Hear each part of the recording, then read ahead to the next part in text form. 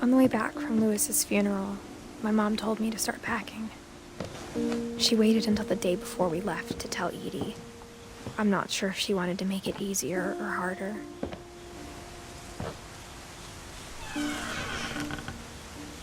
I wish we'd stayed.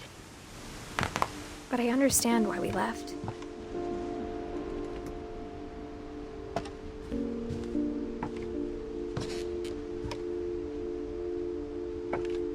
What happened that night had been coming for a long time. Maybe it should have come sooner.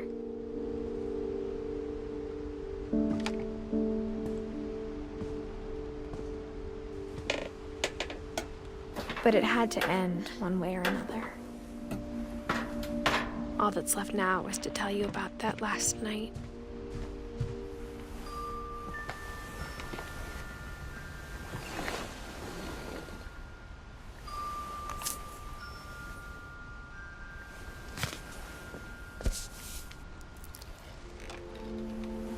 That whole last day, Edie just watched us pack and didn't say a word.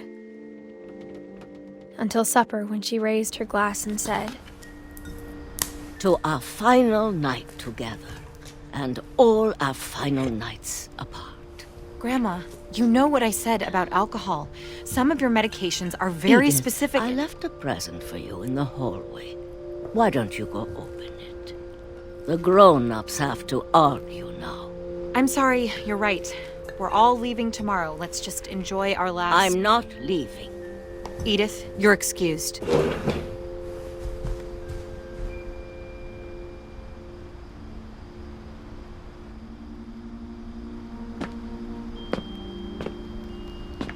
The power had been shut off that morning, but Edie always had plenty of candles. When my mom sealed the library, I don't think she knew about the other entrance. Or that Edie had a key to it.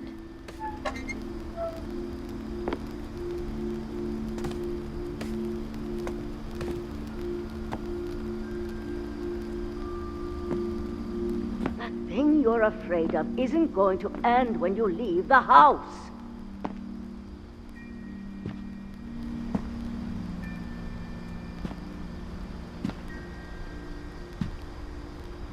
Edith has a right to know these stories. My children are dead because of your stories. I think it's best if Edith and I leave tonight. We'll have the nursing home send a van for you in the morning, okay? Dear Edith, there's so many stories I wish I could tell you, but there's only time for one. This is about what happened on the night you were born. That night, the tide went way, way out.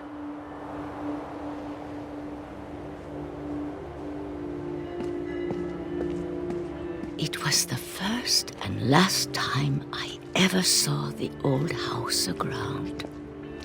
There'd been an earthquake out in the middle of the ocean. They called it the lowest tide in 1,000 years. God, it smelled awful. You know, I've seen that house every day of my life.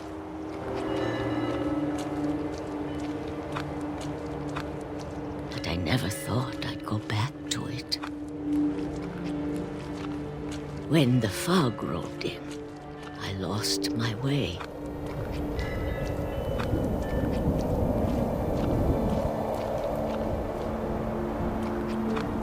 I got turned around.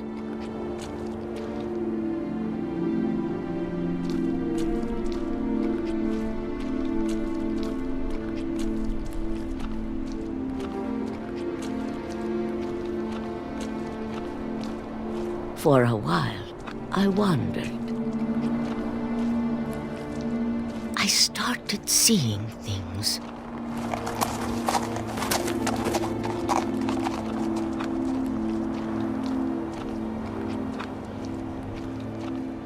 Things I'd forgotten had ever existed.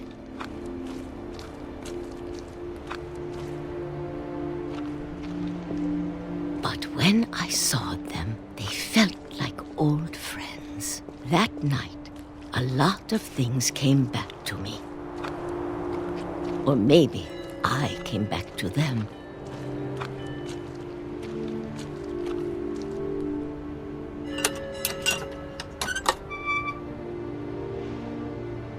Things I can't explain, but that I need you to try and... Edith, what are you doing in here?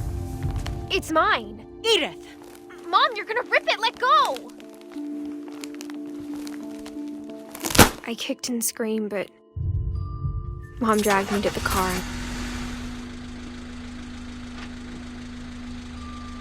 I never saw Great-Grandma Edie again. The next morning, the van came to pick her up, but she was already gone. After that, we moved around a lot.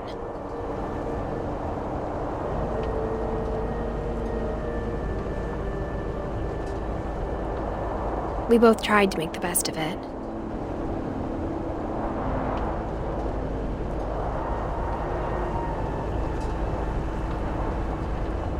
A few years went by.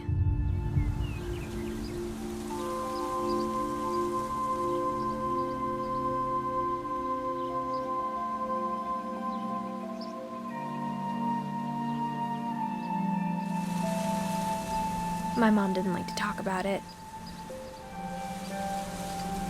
but she started getting sick a lot. The rest happened pretty quickly.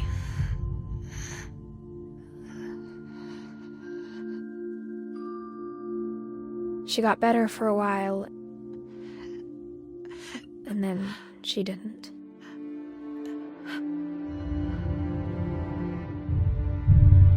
And then I was alone.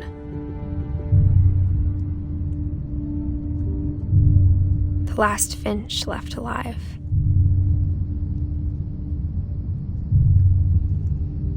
Until I found out about you. I'm still not sure what to tell you about all this. If we lived forever, maybe we'd have time to understand things. But as it is, I think the best we can do is try to open our eyes and appreciate how strange and brief all of this is.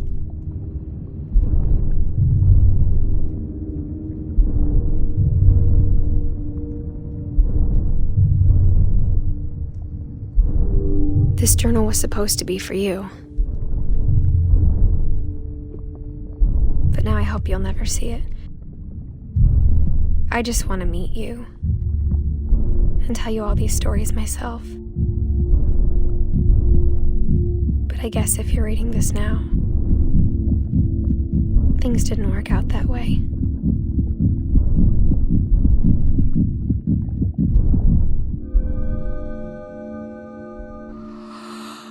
This is where your story begins. I'm sorry I won't be there to see it. It's a lot to ask, but I don't want you to be sad that I'm gone. I want you to be amazed that any of us ever had a chance to be here at all. Good luck.